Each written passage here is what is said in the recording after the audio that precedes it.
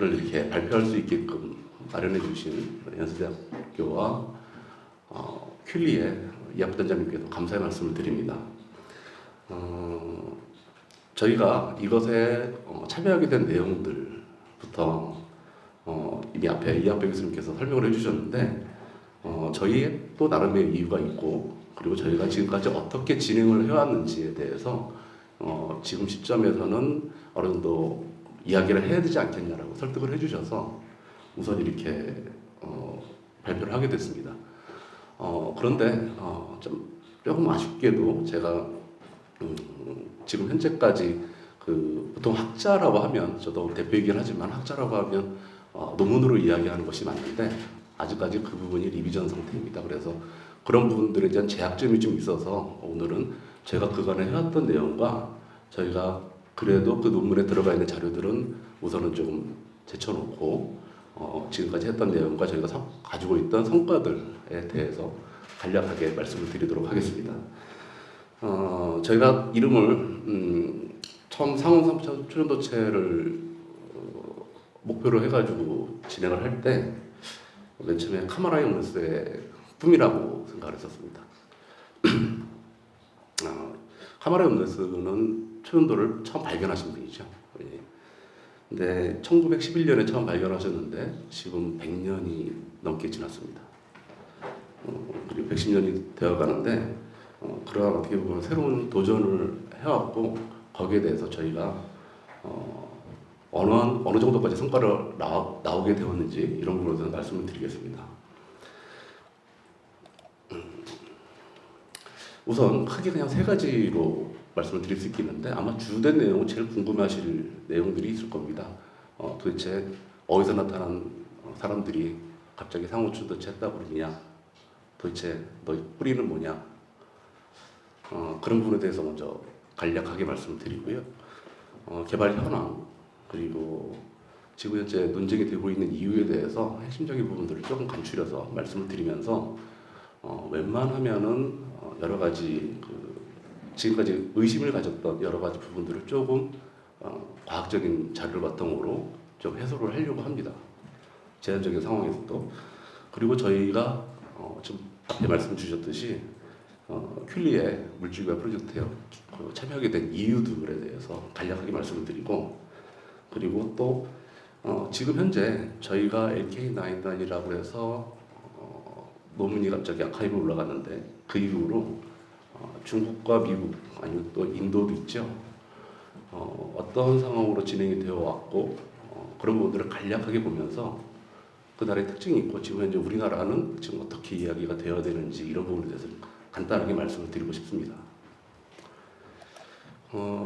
우선 저는 저희 의사님에 대한 말씀을 하나 드려야 되겠습니다. 2017년에 돌아가신 저 의사님이신데 최동식 교수님께서는 액체론을 전공하셨던 이론 물리 화학자입니다. 그리고 액체론에 대해서 새로운 방정식도 만드셨고 그것에 대해서 계속적인 연구를 하면서 특히 어떠한 방정식이 만들어지면 우리가 실생활에 사용할 수 있는 액체의 가장 독특한 특징 중에 하나의 점성이 실제로 구현이 되느냐 안 되느냐 이런 부분에 대해서 관심을 갖고 계속 일반론으로 이론적으로 일반화시킨 그러신 분입니다. 그러시다가 원래 가게 전통에 따라서 겸임을 하셨습니다. 정음사 대표를 하시다가 그때 당시에 미국에서 계셨던 그 경험 때문에 앞으로 컴퓨터가 들어올 텐데 우리나라 당시 7벌씩 9벌씩 타자기들 3벌씩은 그 이후에 나왔습니다만은 그렇게 가는 게 아니라 어차피 전동 타자기가 되려면 이거를 타자기를 바꿔야 된다. 그래서 항상 말씀하셨던 게 할아버님은 말을 시키셨고 아버님은 글을 시켰으니 나는 어를 시키는데 우리가 정보를 왔다 갔다 하는 그거에 가장 키가 되는 타자기를 했으면 좋겠다. 해야 되겠다 이렇게 생각하셔서 지금 현재 우리가 쓰고 있는 자판 있죠? 여러분들도 2벌씩 자판. 그게 실제로 외솔 타자기 자판입니다. 그래서 특허도 푸셨고 아마 첫 세종문화상을 정음사에서 탔던 것으로 기억을 하시면 됩니다. 그런데 이걸 어떻게 만들었냐? 아까 말씀하셨던 데이터입니다. 물론 이제 대학원에 저희 이제 선배님들이 계셨으니까 중요한 데이터, 좋은 데이터가 가장 필요합니다. 우리가 타자를 편안하게 쓰려면. 그러면 어떠한 데이터를 가지고 써야 되느냐. 우리가 보통 얘기하는 그 당시로 3대 1가 있죠. 조선, 중앙, 동아, 일보에 사설이 나오는 것을 매일 아침 대학원생들이 기역과 니은과 디귿과 리은의 개수를 다 카운팅해가지고 아침에 그거를 카운팅해서 놓습니다. 그거를 1년 반 동안 자료를 첨부해서 가장 표준적인 언어고 가장 지식인들이 쓰는 언어에 들어간 거죠. 그것으로부터 가장 편안한 자리에다가 놓은 것입니다. 그래서 지금 그리 불편함이 없이 쓰시게 될 수 있는 겁니다. 이러한 것들은 기본적으로 최 교수님께서 통계 연력학을 기반으로 하셨기, 통계를 다루는 방법들에 대해서 기반하셨기 때문에 그렇고, 그걸 개발하고 나서 조금 어려운 상황이 있었는데 93년, 87년에 강의를 하시다가 우연치 않은 게 이거 추전도가 내가 다루고 있던 액체의 점성과 연관이 있다라는 그 직관적인 걸 받고선 그 다음부터는 이제 이쪽에 매진하셔서 한 93년도에 이 이론에 대해서 어느 정도 확신을 갖고 그리고선 그것을 기반으로 발표회도 한번 하셨었습니다.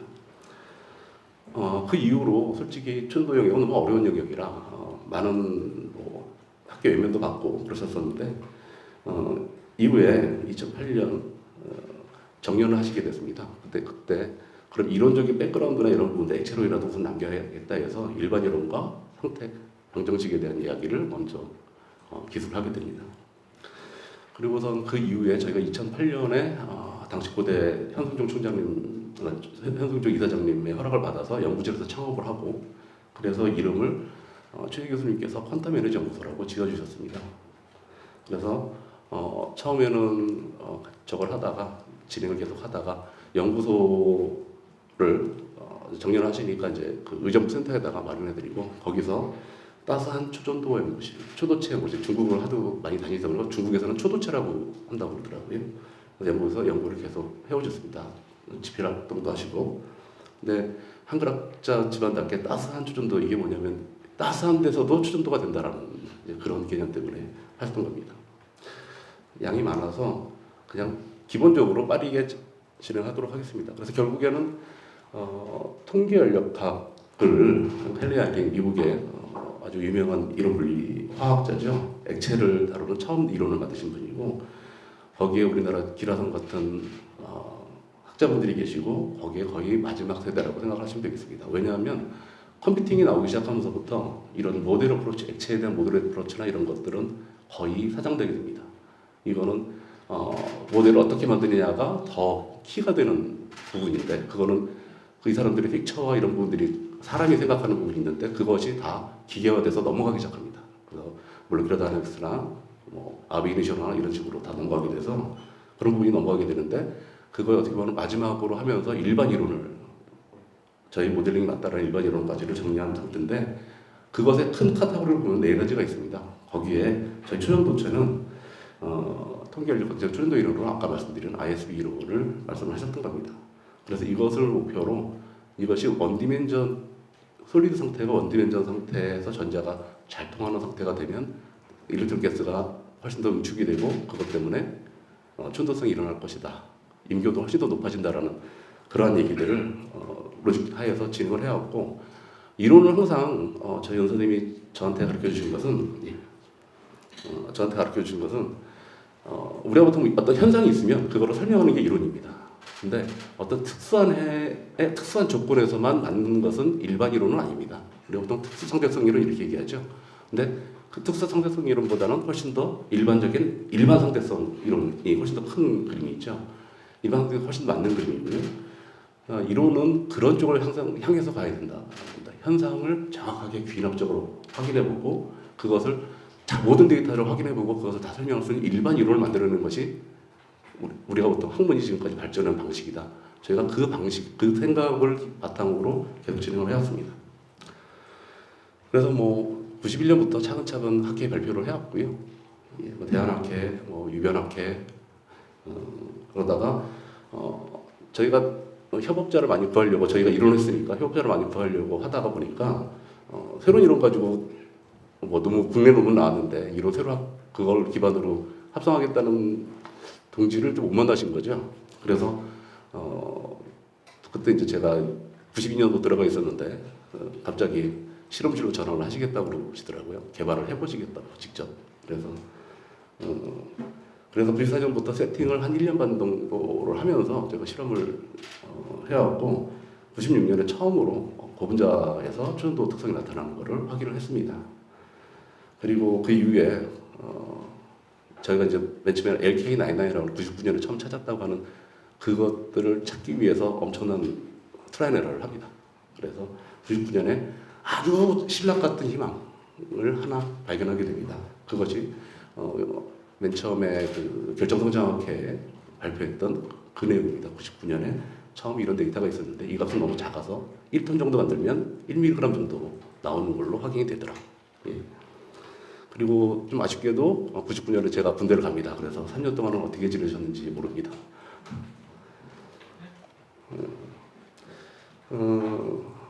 그 이후에 제대를 한 다음에 제가 도망을 가려고 했는데 집으로 찾아오셨어요. 어디 가지 말라 그래서 다시 끌려가서 지금에 이르게 됐습니다.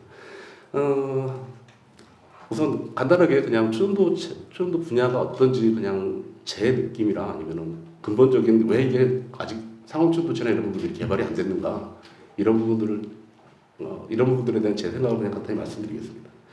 이거 맹인모상이라고 보통 얘기를 하는데요. 눈을 다 가린 상태에서 코끼리를 만지는 사람마다 다 자기 감정으로 얘기합니다. 나는 귀를 만졌는데 코끼리는 넓적하다. 나는 발을 만졌는데 코끼리는 기둥이다. 꼬리를 만지면 얘는 호수다. 근데 이 부분은 제가 보기에는 분명히 통계적인 통계들을 처리하고 전체적인 윤곽이 어떻게 되는지를 하나하나 다 확인해 봐야 됩니다. 그리고 이 사람들이 모여서 융합을 해야 제대로 된 솔루션이 나오게 되는 상황인데 솔직히 초전도가 처음 나오기 시작하는 데부터 극지원으로 내려가야 되는 상황이고 이것을 개척하는 장비들이 다 그런 초전도체를 이용하는 것이 그렇기 때문에 장비 하나하나가 다 비쌉니다. 액체 헬륨을 써야 되고 이렇기 때문에 쉽게 접근을 못합니다. 그리고 아주 독특하게도 여기 거시적인 양자 현상이라고 얘기를 하는데 그런데도 또 저항을 측정해 보면은 거의 저항이 구리보다 훨씬 더 낮게 나옵니다. 볼 수는 있는 거죠. 설명은 안 되죠. 그러다가 이제 이론들이 나오고 거기에 대한 하나하나의 제안들을 하게 되는 겁니다. 거기에서 저희가 맨 처음에 관점을 가졌던 것은 제로 저항이라고 일컬어지는 장비의 노이즈를 측정하는 거죠. 우리가 측정을 하면 장비의 노이즈가 나옵니다. 우리가 상온이기 때문에 그러한 제로 저항을 측정하는 것이고 근본이고 그것을 하나하나 다 하기 위해서는 아직 물론 노벨상을 받은 이론이 있지만 아직 일관적으로 다 설명할 수 있는 초전도 현상은 아직은 없다라고 생각을 하고 최근에 이것을 목표로 해서 나오는 논문들이 몇 편이 있습니다. 그건 이제 물리학자들의 영역이죠. 근데 이 분야에 되게 재밌었던 점은 뭐냐면 여기가 온네스가 처음 1911년 머큐리에서 초전도를 발견한 상태입니다. 그러다가 온도가 조금 올라가는 것 같은데 한 50년 동안 거의 지지부진하다가 80년 동안 86년에 레드 뮬러가 30켈빈을 넘는 이 30켈빈이 왜 중요하냐면 초기에 여기 이론이 50년에서 57년 사이에 그 노벨상을 받은 비지스론이 완성이 되는데 그때까지는 30도 켈빈이 넘지 않는다, 넘을 수가 없다라는 가정이 들어갔었습니다. 근데 물질에서 갑자기 자석을 만들다가 자동차의 특성을 보다가 나오고 그다음부터 몇 년 사이에 갑자기 임기온도가 이렇게 확 올라갑니다. 그리고 요 부류들을 우리가 보통 고온 초전도체 이렇게 부릅니다. 근데 분명한 거는 지금 이 현상이 어떻게 일어나는지 지금 거의 분자 레벨로 다 보고 있지만 분과학적으로 보고 있지만 그것이 어떻게 되는지에 대해서 이론이 다 각자 물질마다 다릅니다. 다르다는 얘기죠. 아직 정립된 이론이 없다라는 겁니다.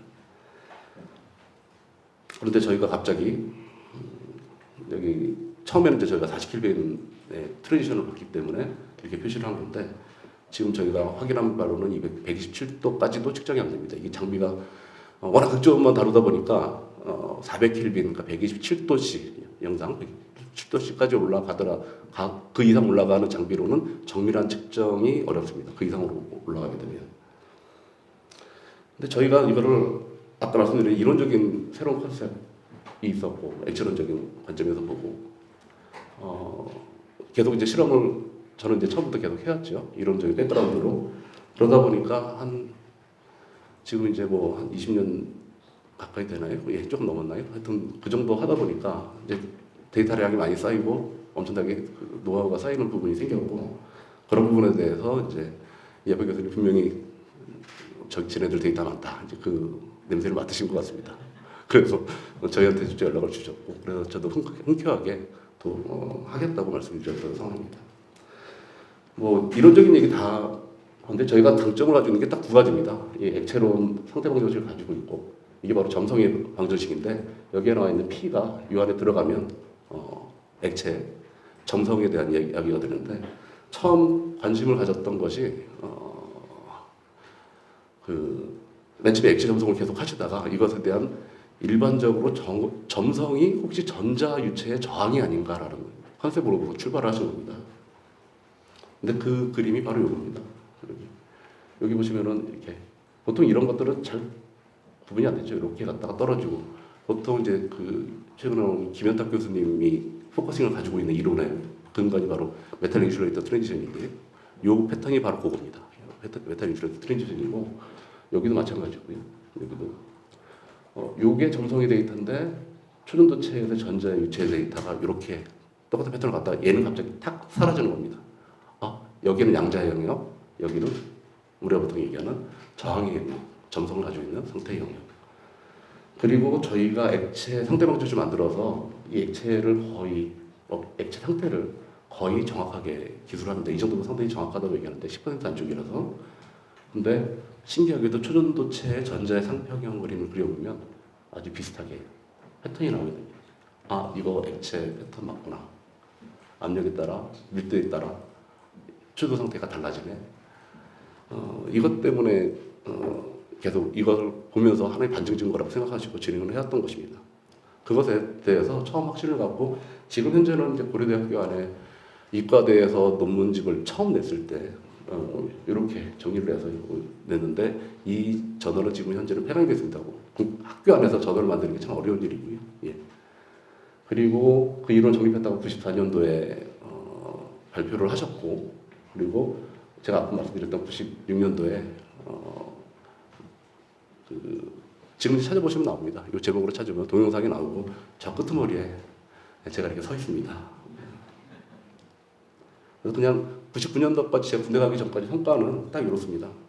우선 ISB 모델이라고 해서 지금 현재는 춘도에서는 여기 슈더밴드라고 보통 얘기를 합니다.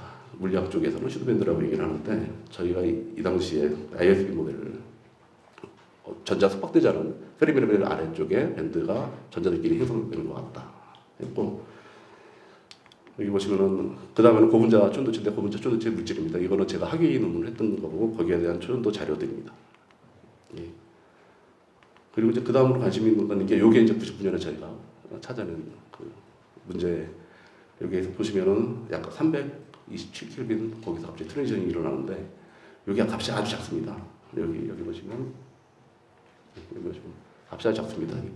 진짜 톤 단위로 만들어야 몇 밀리그램 나올까 말까 그리고 분리하기도 참 어렵고 이런 상황입니다. 이런 데이터들을 그리고 그 외에도 초전도체도 따로 가지고 있습니다. 임계온도가 낮은 것은. 그러다가 또 저희 의사님은 되게 독특하셔서 액체에서도 내 로직이 맞으면 액체에서도 초전도 특성이 있는 게 있을 거야.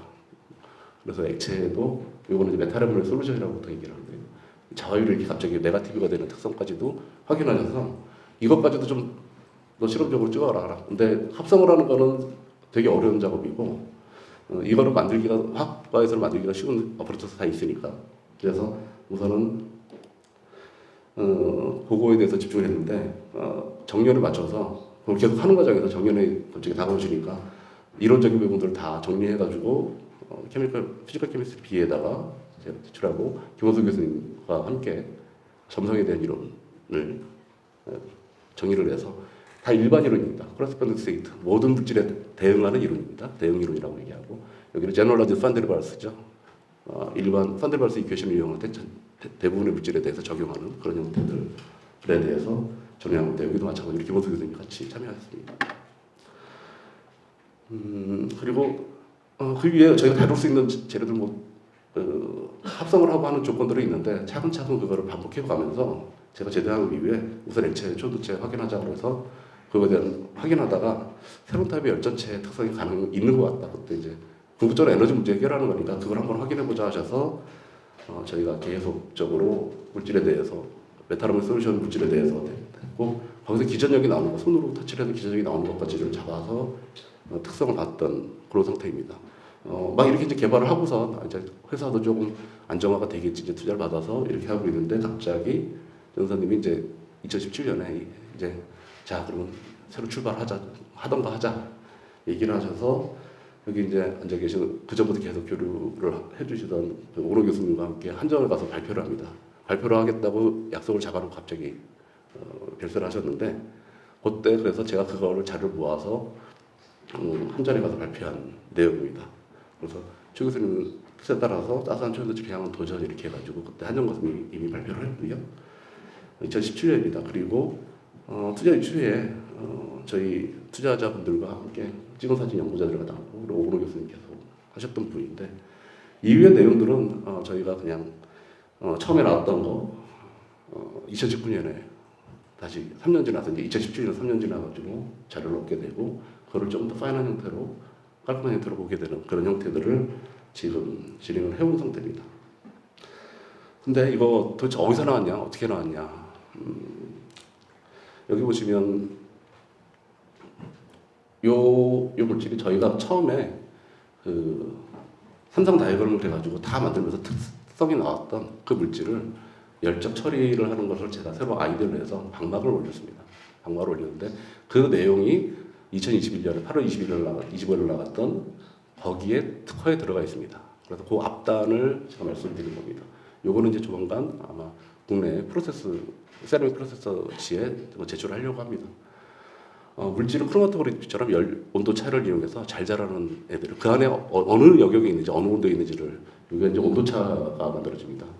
그래서 여기를 1mm 단위로 하나하나 다 찍습니다. 찍는 방법은 이렇게 호포를 만들어서 스프링핀으로 IV 체크를 계속 하는 거죠. 전류로 측정을 다 한 거고요.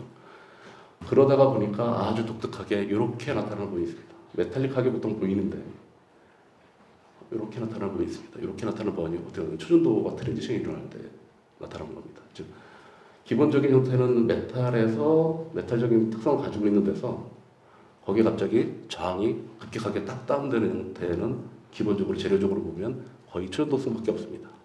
그래서 이 영역을 여기 온도를 체크해서 이렇게 넓혔습니다. 그래서 이 내용이 그 특허에 들어가 있는 내용이고요.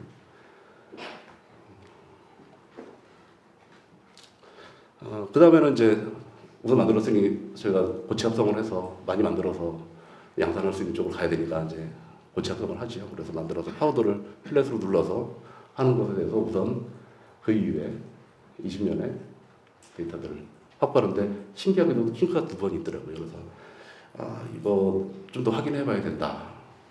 이렇게 진행하다가 이거는 저희 랩에 있는 자료들 지금 현재 특허에도 들어가 있기도 하고 하지만 특허에는 이제 동영상이 없으니까요.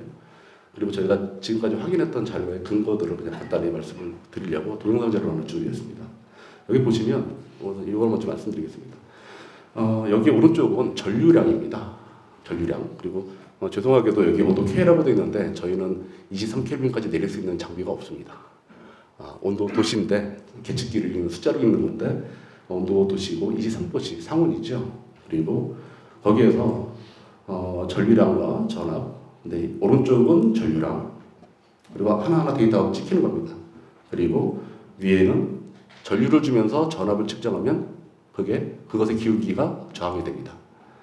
그렇게 되고 이 오른쪽 축은 여기 보시면 오른쪽 축은 온도가 되게 됩니다. 온도가 되고 여기는 이제 이 저항값으로부터 환산된 저항값이 측정됩니다. 여기는 저항, 여기는 온도, 여기는 가해진 전류, 여기는 측정된 전압 이렇게 생각하시면 됩니다. 동영상을 한번 보시겠습니다. 전류가 작을 때 여기 보시면 아주 낮은 전류에서 레지스티브하게 이렇게 조금씩 올라갑니다. 이거는 저희가 이렇게 솔리드 스테이트를 만들면 그 그레인이 있기 때문에 거기에서 나오는 특성이라고 생각하고, 또 다른 거 하나는 이렇게 가다가 뚝 떨어지고 하는 거는 저희가 지금까지 공부해 본 바로는 원리 특성을 가지고 있는 물질에서 나타나는 특성입니다. 그러다가 많이 올라가는 것 같죠? 트랜지션이 있는 것 같죠? 그러다가 갑자기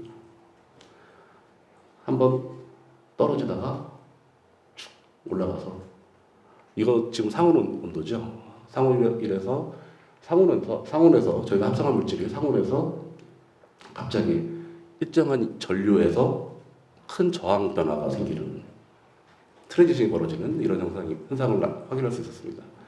저희가 맨 처음에 나왔을 때 중국에서 CUTS 맥사도짜리니까 그렇지 않냐라고 했는데, 이렇게 낮은 온도에서 CUTS 전류 이렇게 준다고 해서 떨어지지 않습니다. 예. 그리고 여기에 보면은, 여기에 이제 증가하는 걸 하고 보셨으면은 어떻게 느끼실지 모르겠지만, 여기는 전류를 주더라도 크게 증가하지 않는데 여기는 아주 빠르게 온도가 올라갑니다. 이 그거에 대한 자료가 다음 장에 있습니다.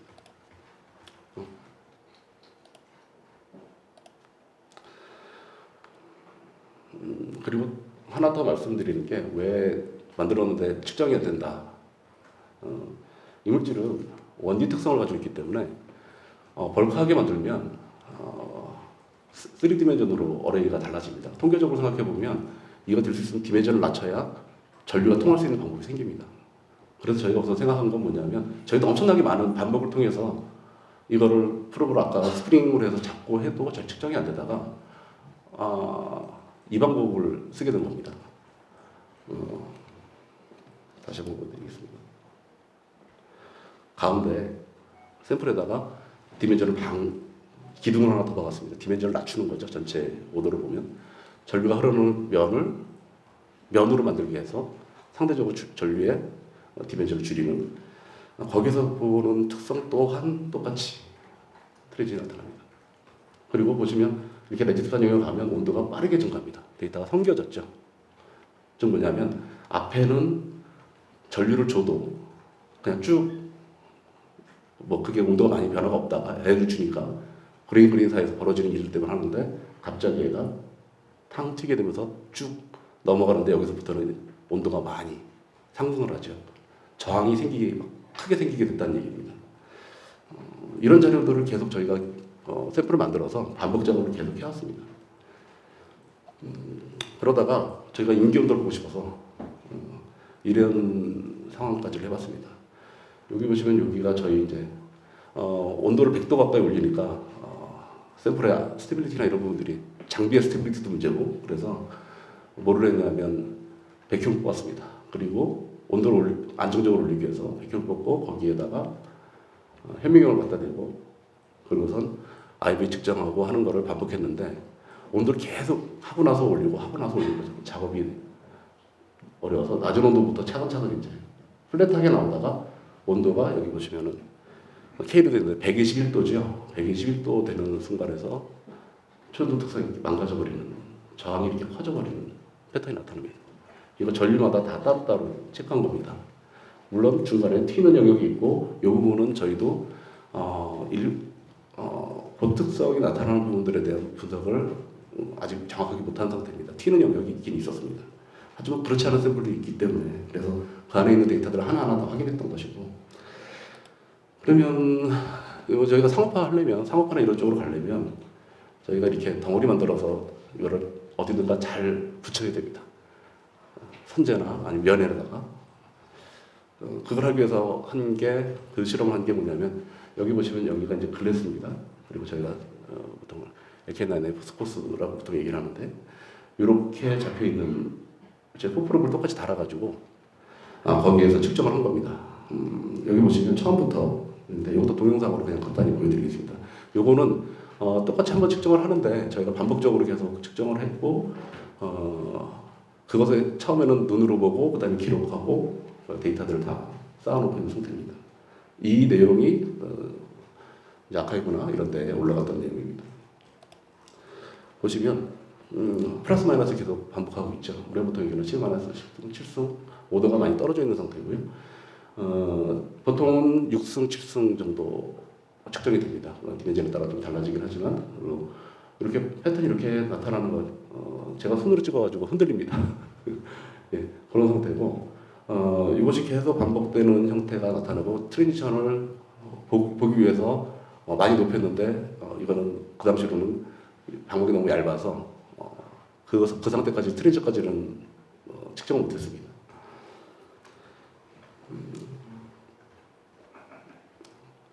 이렇게 값이 나오는 게 저희가 그러면 때때로 너 계측 잘못한 거 아니냐 이렇게 얘기하시는 분도 있습니다. 그래서 그 다음 장이 그거에 대한 말씀을 드리는 겁니다. 지금 오른쪽으로 갔다가 전류를 많이 갔다가 돌아오고 다시 왼쪽으로 마이너스 방향으로 가고 이렇게 포프로의 특성이 그런데 이거 다음 장을 보시면 마이너스로 가는 부분에 대한 것을 찍은 겁니다. 아이고 이거 아니다.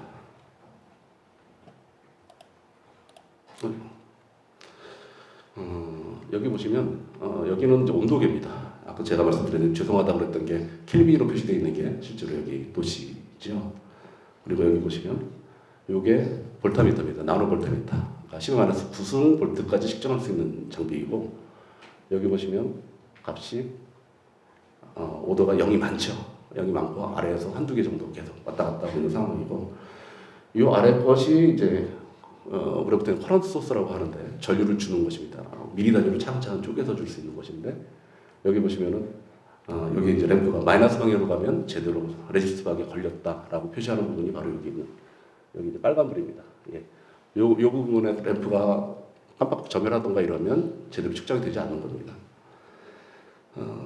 그래서 제가 그냥 그래서 저희가 뭐 방막이나 이런 분들까지는 확인을 했고 그 이후에 솔직히 조금 이따 말씀드리겠지만 커퍼 포일이나 이런 데 올리는 자료 이미 특허에 나와 있는데 그 부분에 그림만 나와 있는데 논문이랑 근데 그 부분은 지금 확증 데이터로 지금 IPL 모터리스에 지금 들어가 있는 상태입니다. 아직 리비전을 하고 있어서 그 자료는 저희가 따로 쓰지 않으려고 합니다. 그리고 또 다른 거 하나는 마그네티제이션, 레비테이션에 대해서 얘기를 하시는데 저희의 기본적인 로직으로는 원디멘전 같은 경우는 레비테이션이 일어나기가 상당히 어렵다. 그리고 저희가 반복적으로 하면서도 그게 상당히 어려운 걸 압니다. 그게 왜 그러냐면 이렇게 원디멘전으로 서 있는 것이 전자들이 서로 상관할 수 있을 정도로 가까워져야 그래서 저희가 결정성장하게 낸 이유가 그렇게 타이트해져야 레비테이션이 볼 수 있을 것 같다라고 생각을 했고 또 다른 케이스 하나는 원디멘전이 이렇게 전체 서큘레이션이 될 수 있을 정도로 그렇게 만들어져야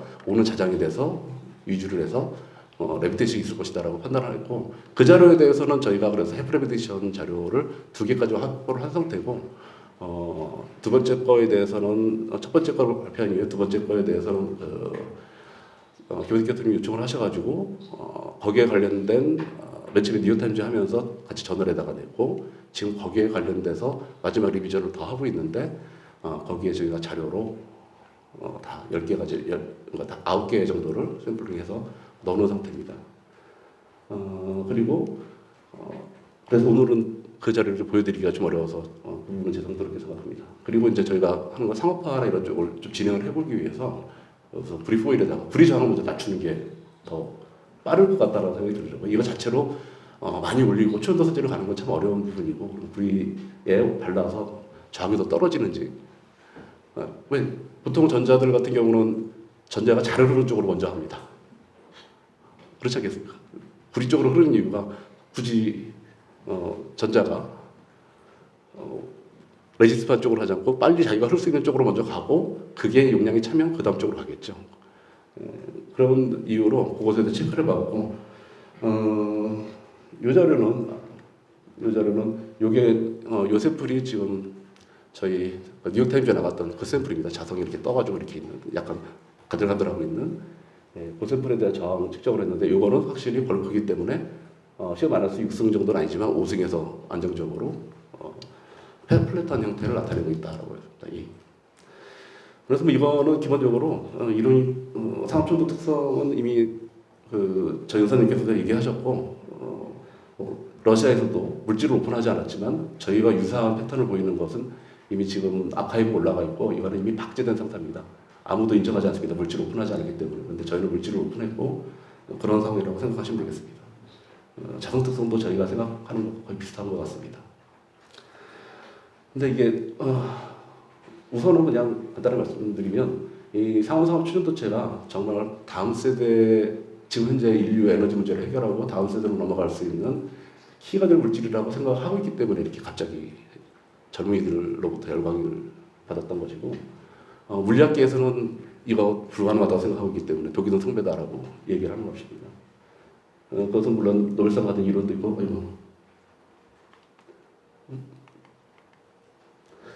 그런데 지금 현재 저희가 생각하기에 저희도 이런 액체론적으로 봤을 때 이렇다라고 생각을 하고 있고 현상적으로 준거만 가지고 이야기하기는 조금 어렵다. 좀 더 논의를 더 많이 해야 된다라고 생각을 하고 있습니다. 그래서 거기에 대한 것들을 학문적으로 계속 발표를 하거나 이런 것을 진행하려고 합니다.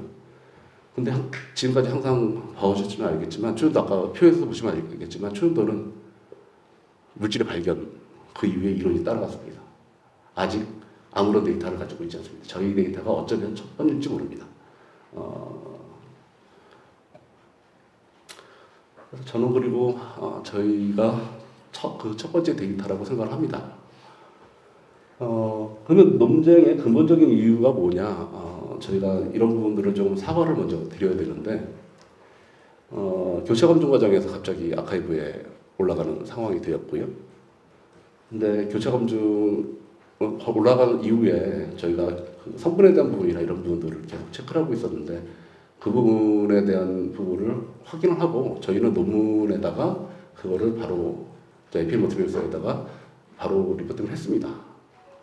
조석이 다르다. 근데 제가 처음 리뷰저를 받았을 때 깜짝 놀랐던 게 그 당시에 전 세계 인터넷에 있던 모든 질문들 있지 않습니까?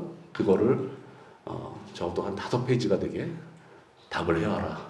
그러면 그걸 다 답을 했습니다.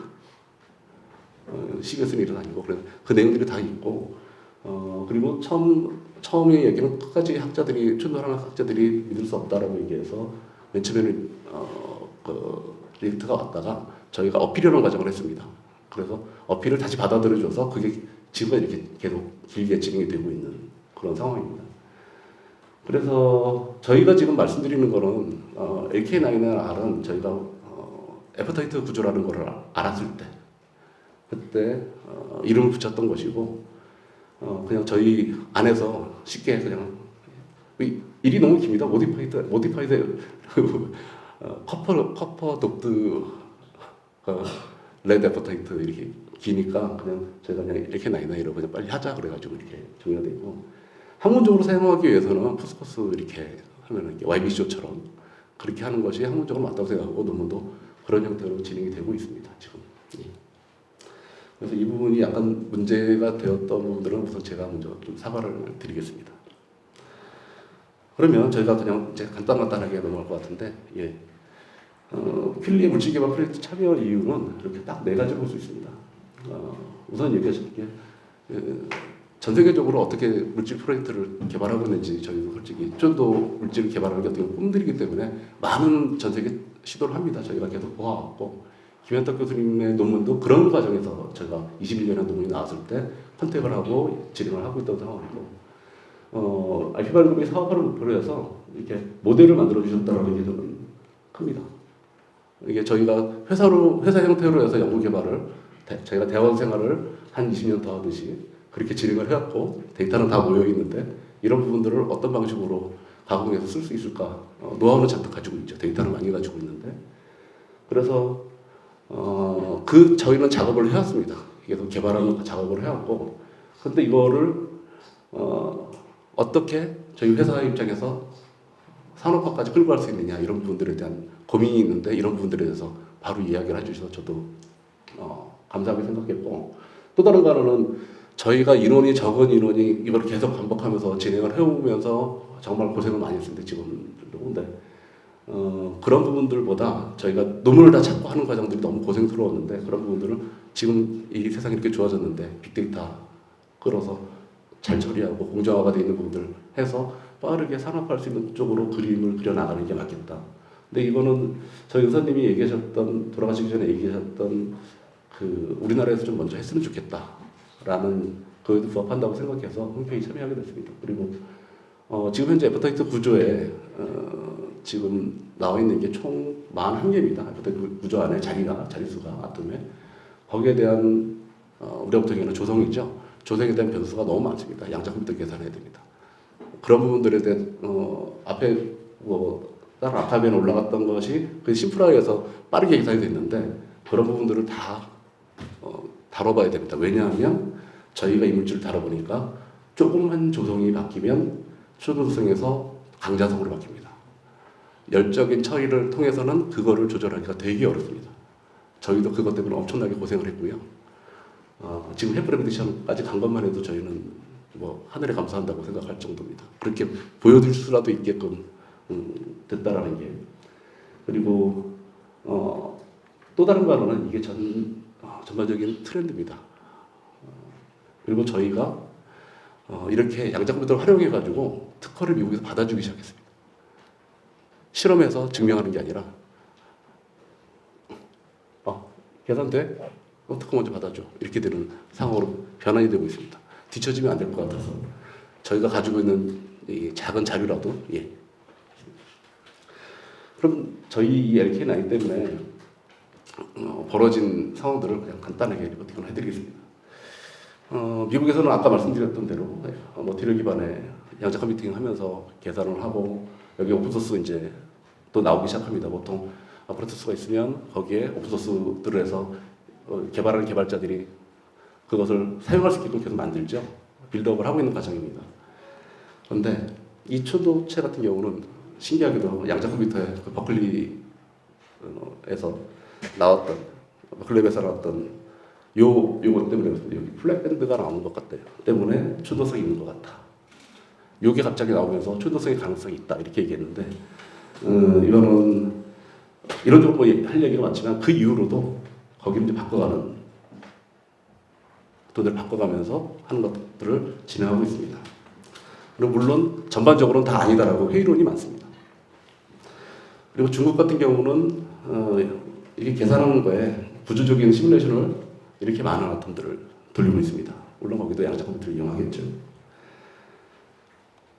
그러다가 며칠 전에 갑자기 이 얘기가 나왔습니다. 중국에서 금줄이라고 중국 친구들은 얘기를 하는 것 같더라고요. 여기서 선고를 받더니 지워주죠. 안 보이는 거. 예. 이게 뭔지 압니다.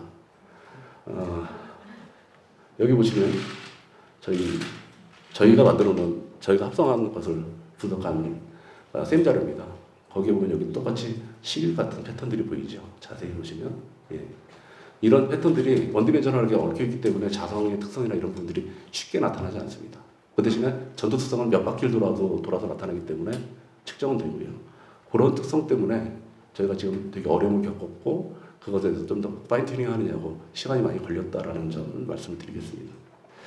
그러면 이 상황을 우리 퀀텀 매니저 곳에서는 어떻게 생각을 하느냐 간단하게 말씀드리면 오랜 동안 해왔고 물론 왔다가 나가신 분도 있고 하지만 오랜 동안 해왔고 회사는 엄연하게 투자를 해주신 분들이 계시고 그래서 퀀텀 매니저 고유의 자산이라고 생각을 하고 있습니다. 그리고 이에 대해서 정밀한 이론을 더 정립하고 상용화에 대한 연구가 분명히 필요한 상태라고 생각을 하고 있고 이를 위해서 양자 컴퓨터를 보유한 연세대학교랑 같이 첨단 인프라를 이용해서 연구를 진행하는 것이 저희에게도 엄청나게 큰 도움이 될 것이라고 그리고 저희도 저희가 가지고 있는 빅데이터를 같이 공유해서 진행할 수 있는 것이 아주 큰 기쁨이라고 생각을 하고 있습니다.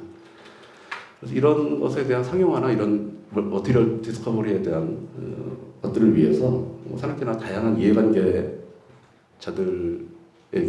협업이나 이런 부분들을 좀 정리가 되면 요청을 드리고 싶고 합법적인 절차에 따라서 제3의 국내 전문가들한테도 검증을 받을 그런 생각입니다. 이상으로 오늘